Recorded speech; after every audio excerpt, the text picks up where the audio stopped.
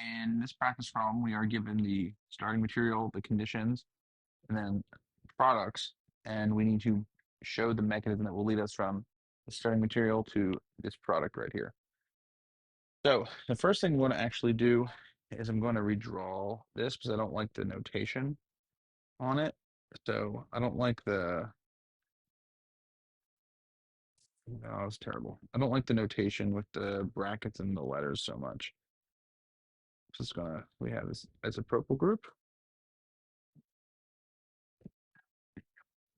And on the other side, we have, wow, my cyclohexanes are horrible, guys. Sorry. We have a CH3 ethyl with tosyl group on it.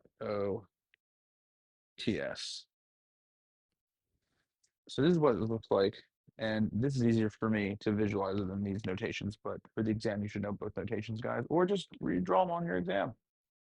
So let's look at our starting material. We have a secondary substituent. Okay, we have a good leaving group in our tosylate, and it's in polar protic solvent, weak base, and it's heated, so that heat. So polar protic, remember, they like to stabilize carbocations, so we should be looking for an either E1 or SN1. But that heat, that's telling us that we're probably going to have an elimination. And if we look over here, we have a double bond that's formed. So that's going to be an elimination reaction mechanism. So because this is E1, based on our conditions, it's weak base, not strong base. The first step is that this leaving group leaves. I'm going to try this in red. So we're going to oscillate leaves. And then I'm going to switch colors a lot here. Oh, well. And then we are left with this here.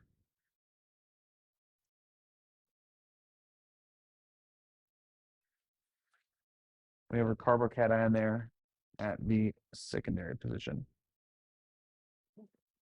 Now, we sure would be great if we could get this to a tertiary position. However, there isn't one. There's a quaternary position right here. So what's going to happen is that we're going to have a methyl shift. And it's like a hydride shift, except instead of moving just a hydride, you're moving whole CH3. So what's going to happen is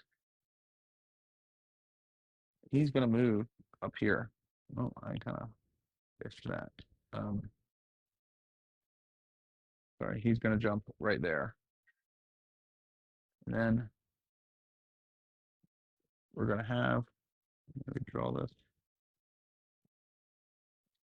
It's right here.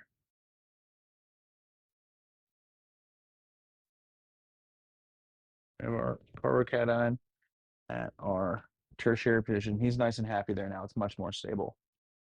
And then we have our weak base, which is our methanol, or it could possibly be our tosylate based off this here. I'm going to say it's the methanol. That's what I want to do. So, and then we have, remember, there's an implicit H drawn here.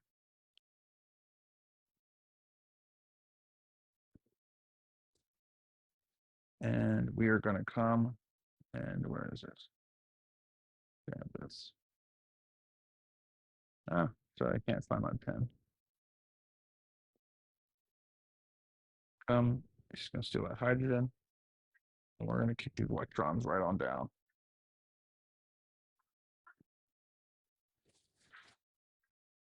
And that gives us our final product, which is this right here. And I'll just, okay. So that was an E1 reaction mechanism. And remember, that was, we were including that one of the product. But even if we hadn't seen the product, we have a polar protic solvent, weak base, and there's heat. Heat is usually the key for your elimination reactions.